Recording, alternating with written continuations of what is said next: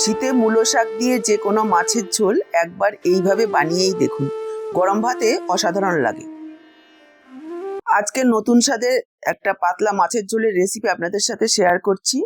এই শীতে একবার এইভাবে রান্না করে খেয়ে দেখুন, আশা করছি আপনাদের প্রত্যেকের নিশ্চয়ই ভীষণ ভালো লাগবে। তো চলুন আর দেরি না করে রেসিপিটা দেখে নেওয়া যাক। নমস্কার বন্ধুরা, আপনাদের সবাইকে স্বাগত জানাই সোমার রান্নাঘরে। আজকে মূলো শাক দিয়ে মাছের ঝোলের রেসিপিটা করার জন্য দেখুন আমি এখানে একটা মিডিয়াম সাইজের মূলো নিয়েছি। প্রথমেই আমরা মূলো শাকটাকে বেছে নেব।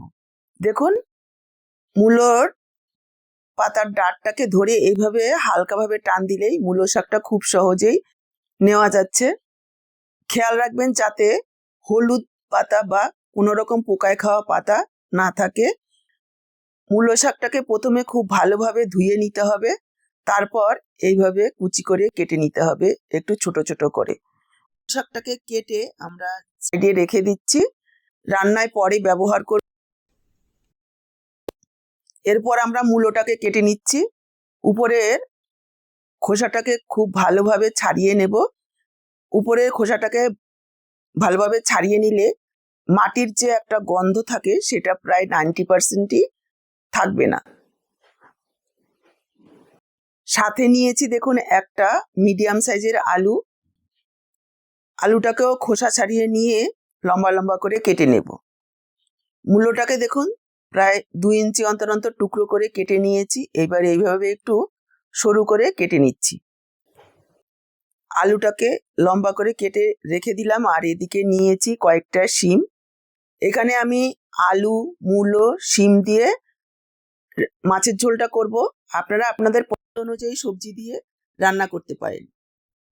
শীতে এইরকম সবজি দিয়ে মাছের পাতলা ঝোল ভীষণই ভালো লাগে। শিমগুলোকে যেহেতু খুব বেশি বড় নয়, এইভাবে আমি গোটাই রেখে দিচ্ছি। আপনাদের যদি খুব বেশি বড় সাইজের শিম হয় তাহলে 2 টুকরো করে কেটেও নিতে পারেন। দেখে নেবেন কোনো রকম পোকা না থাকে। সমস্ত সবজিগুলোকে ধুয়ে রেখে দিয়েছি। আর এদিকে দেখুন নিয়ে 7 পিস সিলভার কাপ মাছ। আমি এখানে সিলভার কাপ মাছ নিয়েছি। আপনারা এখানে রুই, কাতলা, পোনা যে কোনো মাছ দিয়েই করতে পারেন, তবে খেয়াল রাখবেন মাছগুলো যাতে জ্যান্ত হয়। এবার দিয়ে দিই পরিমাণ মতো লবণ আর হাফ চা চামচ পরিমাণ হলুদ গুঁড়ো। লবণ হলুদ খুব ভালোভাবে মেখে নেব আর মাছগুলোকে 10 থেকে 15 মিনিটের জন্য রেখে দেব। এতে করে মাছের ভেতরে মশলাটা ঢুকে যাবে, মাছগুলো রান্নার পর খেতে ভালো লাগবে। প্রায় 15 মিনিট পর ফিরে এসে গ্যাস অন করে কড়াই বসিয়ে দিয়ে দিচ্ছি সর্ষের তেল। মাছের ঝোল সর্ষের তেলে করলেই বেশি ভালো লাগবে খেতে। তেল গরম হয়ে গেলে দিয়ে দিলাম কয়েকটা বড়ি। বড়িগুলোকে লালচে করে ভেজে তুলে রাখবো।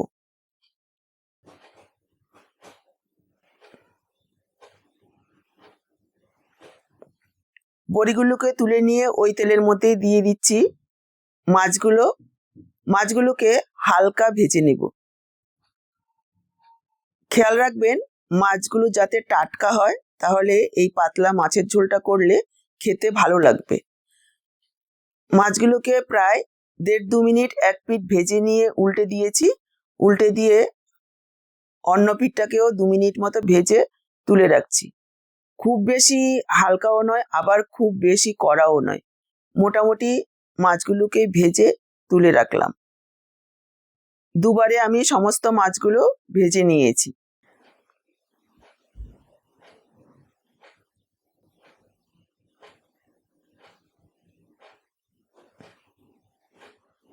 মাছগুলোকে ভেজে তুলে নিয়ে ওই তেলের মধ্যে দিয়ে দিলাম হাফ চা চামচ কালো জিরে। লো ফ্লেমে কয়েক সেকেন্ড ভেজে নেব। তারপর এখানে যোগ করে দেব প্রথমেই আলু আর মূলো।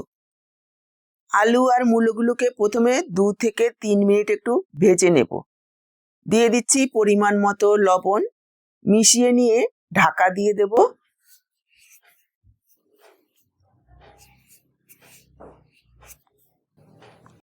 এই সময়ে আমি একটা মশলা রেডি করে রাখছি।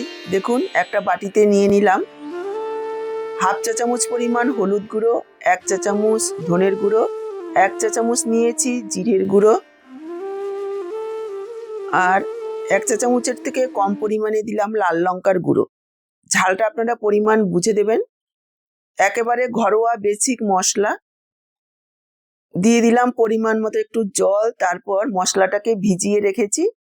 এইভাবে ভিজিয়ে রাখলে মশলাটা ফুলেও যাবে, রান্নার সময় ঝোলের টেক্সচারটাও ভালো আসবে, মশলাটাও পুড়ে যাবে না।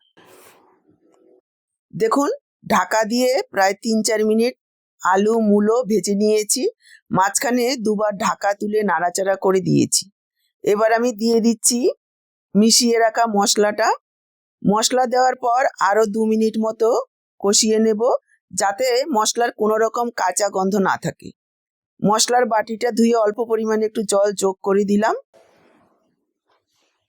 আবারও একটু ঢাকা দিয়ে দেব, এতে করে আলু মূলোগুলো একটু সেদ্ধও হয়ে যাবে। দেখুন ঢাকা দিয়ে আরও 2-3 মিনিট কষিয়ে নিয়েছি, দেখেই বুঝতে পারছেন মশলা খুব সুন্দরভাবে তেল ছেড়েছে। এই সময় আমি যোগ করে দেব শিমগুলো দেওয়ার পর আরও কিছুক্ষণ এইভাবে একটু নাড়াচাড়া করে মশলার সাথে কষিয়ে নেব। দেখুন শিম দেওয়ার পর আরও কিছুক্ষণ নাড়াচাড়া করে কষিয়ে নিয়েছি। এবার আমি যোগ করে দেব জল। জলের পরিমাণ যেমন আপনারা ঝোল রাখবেন সেই পরিমাণ বুঝেই দেবেন, এটা পাতলা ঝোল হবে। আমি এখানে প্রায় 1.5 কাপ পরিমাণ জল যোগ করে দিলাম। মিশিয়ে নিয়ে ঢাকা দিয়ে 2-3 মিনিট ফুটিয়ে নেব। দেখুন ঢাকা দিয়ে প্রায় 2-3 মিনিট ফুটিয়ে নিয়েছি। আলু মূলো শিম প্রায় 70 থেকে 80% সেদ্ধ হয়েছে। এবার আমি যোগ করে দেব ভেজে রাখা মাছ।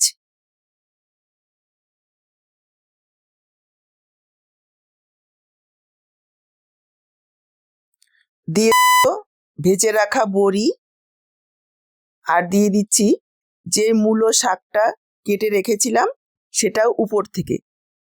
এই শাকগুলোকে কোনো কিছু করার প্রয়োজন নেই, যখন শাকগুলো কাটবেন একটু মুখে দিয়ে দেখবেন, যদি তেতো হয় তাহলে শাকগুলোর মধ্যে একটু লবণ মেখে রেখে দেবেন, পরে চিপড়ে জলটা ফেলে দিয়ে তারপর যোগ করবেন। আজকে মূলো শাকটা খুবই ভালো, আমি সেজন্য আর লবণ মেখে রাখিনি। দিয়ে দিলাম সামান্য কয়েক দানা চিনি, এতে মিষ্টি হবে না, স্বাদটা খুব ভালো হবে, যেহেতু মূলো শাক শিম দেওয়া হয়েছে। আপনারা যদি না পছন্দ করেন তাহলে স্কিপ করবেন। হালকা হাতে মিশিয়ে নেব আর ঢাকা দিয়ে 4 থেকে 5 মিনিট রান্না করব। দেখুন ঢাকা দিয়ে 4-5 মিনিট রান্না করে আরও 5 মিনিট আমি ঢেকে রেখেছি। সব কিছু খুব সুন্দরভাবে সেট হয়ে গেছে, দেখেই বুঝতে পারছেন যে কতটা লোভনীয় হয়েছে আর কতটা স্বাস্থ্যকর। একেবারে কম তেল মশলায় হালকা পাতলা মাছের ঝোল, শীতের দুপুরে কিংবা রাতে যে কোনো সময় গরম ভাতের সাথে খেতে অসাধারণ লাগে। একবার এই রান্নাটা করে দেখুন, ধনেপাতা দিতে হবে না, মূলো শাক দিয়ে রান্না করুন, মূলো শাকের কোনো রকম গন্ধ থাকবে না, খেতে দারুণ টেস্টি হয়। আমি প্রথম যেদিন মূলো শাক দিয়ে এইভাবে মাছের ঝোল খেয়েছি, আমি নিজেও বিশ্বাস করতে পারিনি যে এটা এতটা টেস্টি হতে পারে।